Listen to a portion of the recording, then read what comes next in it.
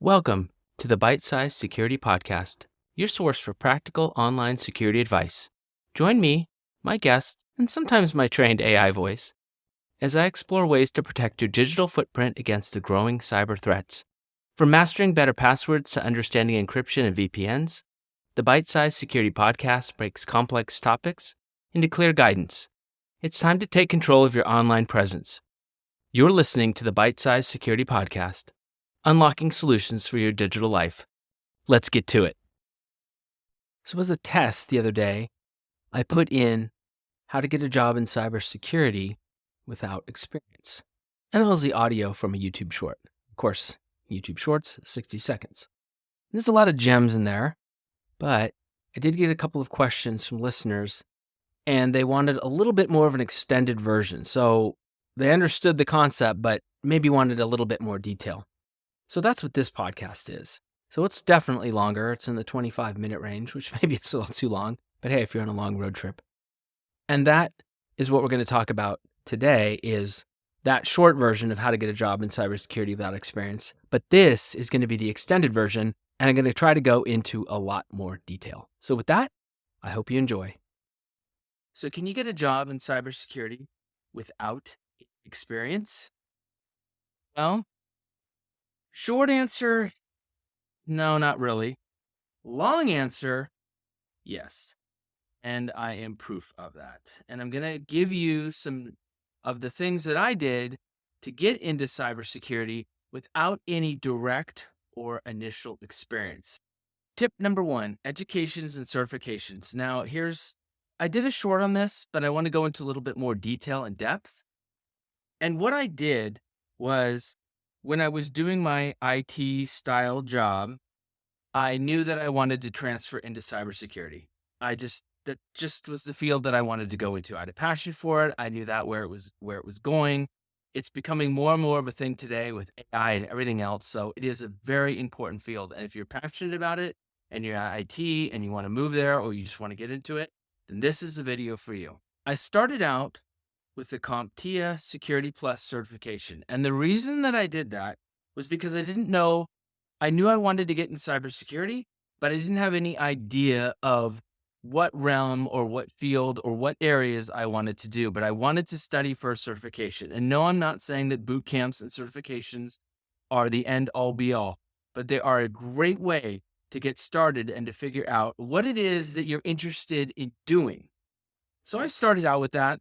I downloaded some apps onto my phone. I started studying. I got the official study guide. And I started reading and studying and just taking flashcard and tests, anything I could find on the internet. And I went to one of those facilities eventually, and I felt like I was ready. I went to one of those facilities and I took that test and I passed, and it was hard. I felt it was hard. I really wasn't sure if I'd passed, but I did. You know that feeling that you get? Taking certifications like that or studying for something, I think is super helpful because it will narrow down what realm it is that you actually want to get involved with. And this is a tip I got from another friend, and it was brilliant. The CISSP, go get the manual for that and start studying for that as well. Because you get yourself into the jargon and the language and the thinking of cybersecurity. You start to understand all the different realms of it, all the domains, and you narrow down maybe what you want to start to do, but you also have a lot of talking points. And so when you start to talk to recruiters and you're going into interviews, it really helps to get yourself into that. You're basically immersing yourself into that field, right?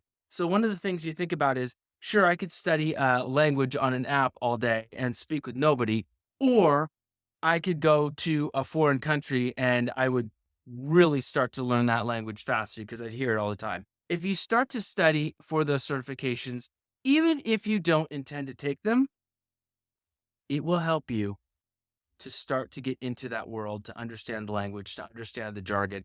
And that is vastly important. So education and certifications, if nothing else, it's just to get you interested in the subject and to start to understand the material more and understand that cybersecurity, information security is huge. And there's a lot of different areas, and you may want to focus on one of those when you're applying to jobs. Tip number 2 Network. One of the greatest things about this industry in particular, maybe a lot of other industries too, is that you can network, and that doesn't mean just what you think, like networking on LinkedIn. Networking isn't going to conferences. RSA is cheap, cybersecurity type conference you can go to. B-Sides, DEF CON, whatever. It isn't just to meet people and look to see, hey, is there a job or an opening? It's to get yourself into that industry. So when I started transitioning from IT into cybersecurity, I got myself a pass to go to RSA. And I just saw all the different vendors and all the different booths and all the different technologies that I hadn't been directly exposed to, but made a huge difference in what I was doing. I also got to talk to a lot of people. I got to talk to a lot of vendors. And I think that really helped. Again, when you're studying for those certifications, the jargon, the language, being immersed in that subject, going and networking is important. But it's different than what you might have thought about 10 years ago, where, oh, I'm going to go to this meetup, I'm going to go to this conference, and this will be a job fair. No, no, no.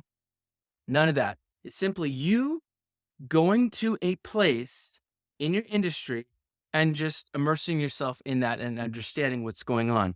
It really helps to get you into that mindset and into that field to be able to really immerse yourself in that. Tip number 3, internships and entry-level positions. I'm not so keen on the internships. I didn't start there. But if you are in college, I would definitely check with an advisor and see if they have any connections or anything that can help you out with some type of internship. That usually isn't something that you find online, but it is something that your school may actually know about. Again, not my area expertise, but definitely a way in if you're younger. If you have a family that's to support and things like that, I'm not really advocating internships.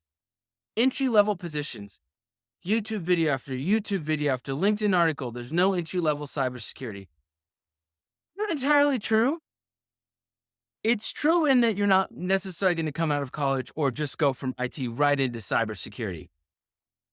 However, if you in IT and you have experience in that, and I did, it is a great way to get your foot in the door. It is hard to go from IT to cybersecurity, and that's because a lot of cybersecurity hiring managers may not see that as a direct transfer. However, in some other tips I'm going to talk about, we're going to go over what you can do to avoid that. So those entry-level positions kind of do exist, especially if you have IT experience. And here's the thing. I've worked in a lot of different organizations with a lot of very large IT departments. And I can definitively tell you that not everybody in IT has any interest whatsoever going into cybersecurity. None. So you're not competing with all of those people. But it is a way in. You do have experience, and it could potentially be an internal move. It's harder to do. It's kind of a lateral transfer, but that's an easier transfer than having absolutely zero IT and zero cybersecurity and trying to get into that field. So if you don't have anything at all, getting into IT is not a bad way to go. And that is what I did in my own experience. I actually had a lot of IT experience, and I had to translate that into cybersecurity experience to let somebody know that, hey, while I don't have any direct experience with this, I have a lot of IT type experience with people, projects, doing things like that, and I can learn. And so that's a transferable skill that I'm going to talk about. Tip number 4 is projects and portfolios. You've heard this before everywhere, really. Labs, building your own home lab, doing whatever it is that you have to do to gain that experience, right? So you're building a lab, you're studying. Those are all things, those projects, those portfolios, helping, designing your own website, building your own route, network firewalls, routers, anything like that. Those actually are things that eventually you could put on a resume and have talking points about. And I think that's important because a lot of people will just do a lab and they'll say, hey, I completed Hack the Box or I did something. But really, you're doing a lot more than you think you are. And those type of skills are things that you should showcase, things that you should talk about. And so when you're looking at your projects and your portfolios, just keep in mind, those are resume building talking points. And they're also going to translate into some other tips I'm going to tell you a little bit later in this video. So you absolutely do not want to discount that. If you build a website that's around cybersecurity, you built this website that's maybe in direct relationship to some volunteer activities you're doing or helping people out in your community, or you're teaching or you're doing videos, that counts. That actually counts. And I don't see that on some of the resumes I've seen. I don't see any of those type of things, like outside activities where they're not waiting for a path to be built for them. They're building their own paths. And that is how they're helping themselves get into this field. So don't discount projects and portfolios. Tip number 5 is online platforms. Kind of mentioned it before, but Hack the Box, any type of CTFs that you've done, things like that, OSINT type skills, helping finding missing persons, that all counts for experience. And again, talking points. What a recruiter is going to see is the job description, and here's what the hiring manager wants, and here's your resume, and here's the skills that you can do. You've got to figure out a creative way of getting the things that I'm talking about doing and getting that onto your resume as things that you have done and do, so that they match those keywords to let that person know that, hey, I can do these things. If you've done CTFs, if you've done Hack the Box, then you've sort of done red teaming and pen testing. And if that's the area that you want to go into and you don't put those on your resume, that's a huge miss. Tip number 6, blogs and publications. I thought about starting a blog or writing a newsletter or doing something like that. But to build up that type of authority in this industry or any industry, building up an authority website, unless you've got a ton of money, is going to take a very long time to do. I started this YouTube channel and I doubt it's going to get anywhere until I get to the 150 plus videos, right? Doesn't matter how good this video is. It's going to take me a while to build up authority that anybody even remotely is interested in what I'm talking about. So I didn't go down the blogs and publications. I thought about it. However, what you can do and you should do is connect into LinkedIn, get your profile going if it's not going, get a background, get those keywords in your title for what you want to do, not what you're currently doing, right? Because people are looking for people that are, these are the things I need to do, not what you have done, unless you want to go into the same industry. And you're going to start writing LinkedIn articles. It's a great way to do it because that platform is already there. It's already established. It's already an authority. And now it gets you a chance to start posting and writing and making content in the field, the cybersecurity field that you're interested in going into, and building up sort of an authority, a little bit more of a presence, a lot quicker than you could if you just started a blog in your own in the maze of the internet where there's already a million blogs on the subject. So I did do the blogs and publications. I just happened to use the LinkedIn because it takes care of a lot of things at once. A, it helped me to network on LinkedIn, and B, I got to actually start talking about my expertise and the things that I was interested on that platform. Tip number 7 is additional training. I actually did take Coursera and Udemy courses. They were cheap and free. They helped me understand a particular subject matter better. Maybe you're a little light in the DNS field. Maybe you don't understand how to build your own firewall, whatever. Cybery is another great one. I'll link to some of these in the description. Taking classes like that online, that's not something I put on my resume, but it absolutely started solidifying areas that I felt that I was weak in, especially when you talk to recruiters or you start to get interviews, you go into interviews, you're going to figure out where your weak spots are. And you can use these classes to start building on that and understanding those areas that you're weaker on. So taking some classes online like this, like Udemy or Coursera, Cyber, any of those type of classes is actually very helpful. In addition to studying for your certifications, you can use that as a kind of a supplement, but it's a very good way to understand the subject matter and solidify some of the things that you may not understand, and maybe even find a domain in cybersecurity that you didn't know existed that you actually really like. Tip number 8, soft skills. I think it's important to talk about those type of things. I don't like putting it on a resume. A go-getter, energetic, ability to learn. This doesn't work in resumes these days anymore. Maybe it did back in the 80s, but it doesn't work now. Or it really isn't something that I bother with because everyone's just going to blow by that. It's fluff. But you shouldn't discount it because it is important to let the people know that you're talking to. Not only can you do the job and you have the skills to do the job, but you have the ability to learn, you have the willingness to do these type of things, that you're working outside and doing side gigs and learning on your own and doing all these those soft skills matter. Like, producing this video is a technical skill, but it's a soft skill to be able to try and improve on my speaking. And I think that's extremely important. And while I don't put that on my resume necessarily, I don't want you to discount that because it is important. Tip number 9, transferable skills. Huge. If you're still in this video, this is huge. If you're doing something in IT for a long time and you want to move into cybersecurity, you have to figure out a way to make those transferable skills matter. If you built Linux boxes, if you hosted or built Mac machines, if you've done Windows, if you've done infrastructure, if you've dealt with users, if you're dealing with tickets, right? This may not be directly related to cybersecurity, but those are transferable skills that do matter in the cybersecurity world. And you should not discount those. In fact, I had to take a lot of the things that I had previously done and reword them into a cybersecurity way. Like, if I built a Microsoft Active Directory infrastructure, if I built a SharePoint server, and if it was in a lab or if it was in my, current IT career, whatever, or if I had, designed it, anything like that, how do you rewrite those skills to be transferable so that they're cybersecurity? When you're building those machines, what are you doing in your mind?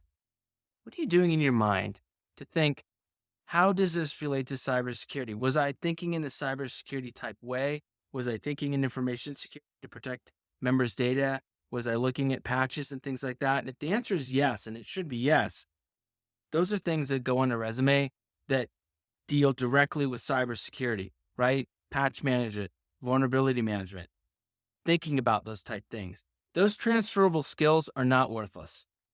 And you do have to connect the dots. One of the best things I heard is I had a friend who I referred to a particular position, and I know that he could have done the job, but he took a stock resume for his current job and did not tweak it at all, and applied for a position that like I said, he could have done, but didn't connect the dots in that. And so the hiring manager asked me, because it was a referral from a friend, I just want to make sure that this person, just want to take another look at it and make sure I'm not missing something here. And the interesting thing was he gave me a really good tip. He said, nobody has time to connect the dots. Meaning, your resume, when you submit that, and this is why you always hear about creating a tailored resume for that particular job. When you submit your resume for that position, you need to connect the dots to the recruiter, to the hiring manager, so they can understand that you are the person that can do that job. They're not going to have time to connect the dots for you. So if you don't connect the dots, they're not going to do it for you. So those transferable skills that you have, that have something to do or could have something to do with cybersecurity, if you're thinking that mindset, right? You've got to connect the dots.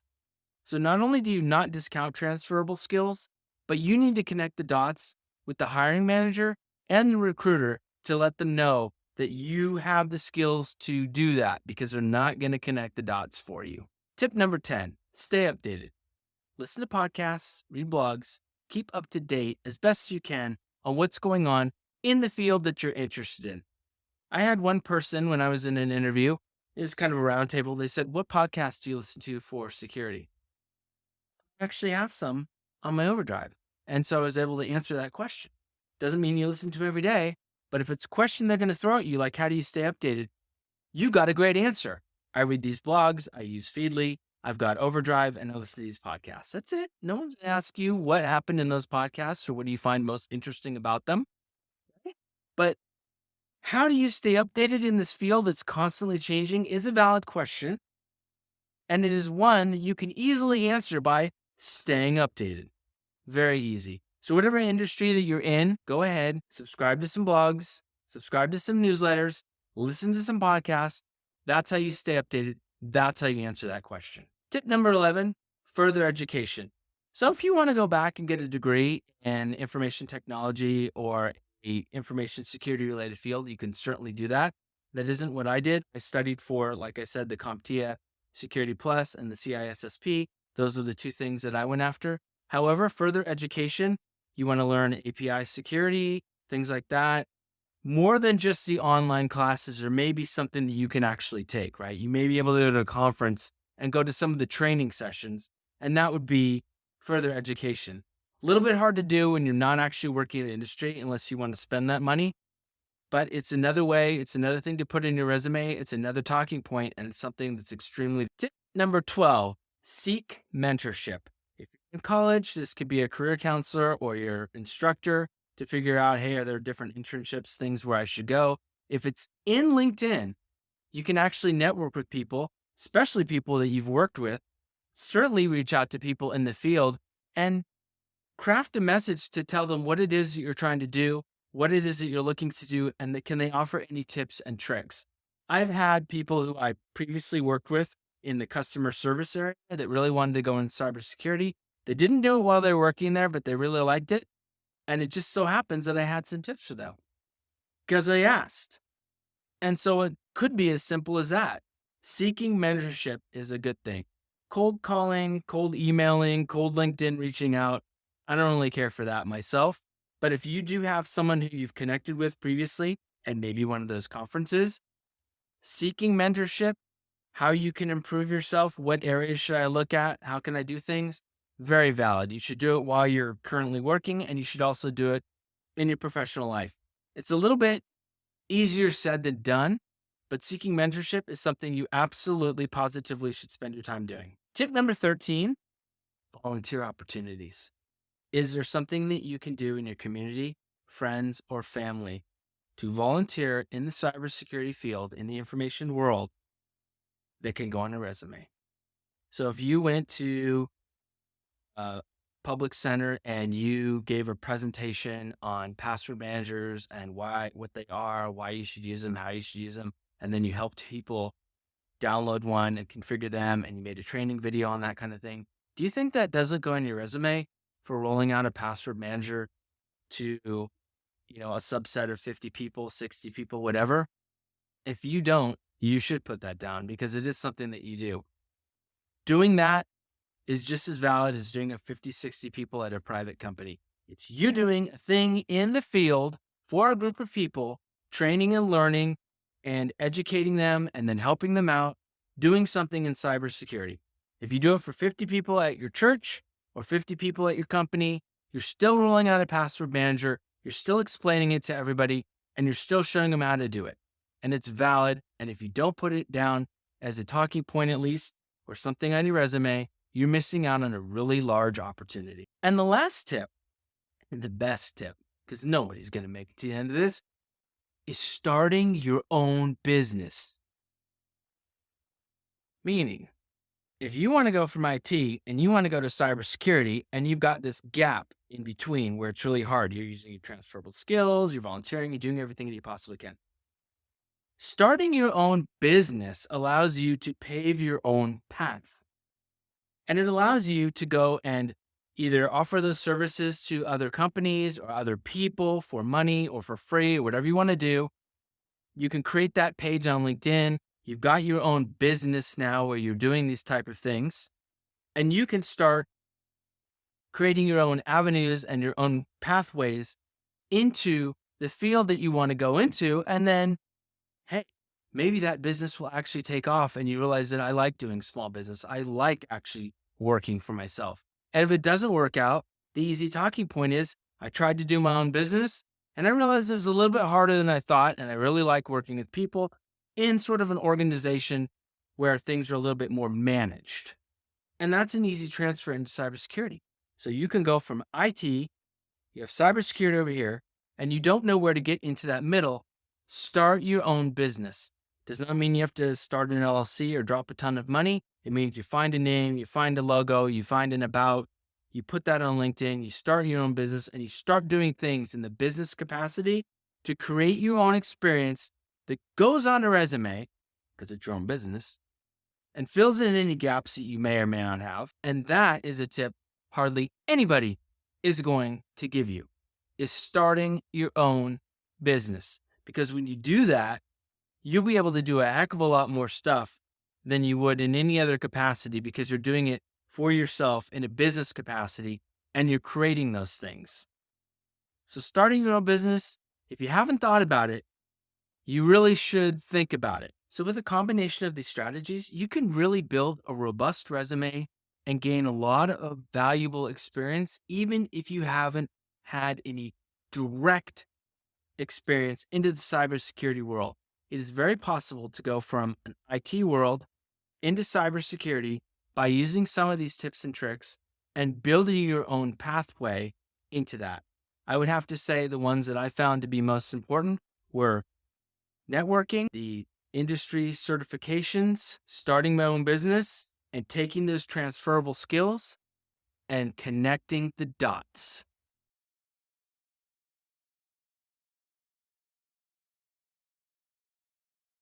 Thanks for listening to another episode of Bite Size Security, the quick-hitting podcast serving bite-sized tips to boost your online safety. We covered a lot of ground today and easy-to-digest nuggets of practical cybersecurity advice. If you want to learn more ways to protect your data and identity online, be sure to subscribe for future episodes. We'll continue breaking down complex security topics into straightforward guidance anyone can apply. Visit our website, bitesizesecurity.show, for recaps and show notes from all of our podcasts. We hope these bite-sized cyber lessons have given you new tools in your digital security toolbox. This is your host signing off until next time. Stay safe in the digital world. You've been listening to Bite Size Security.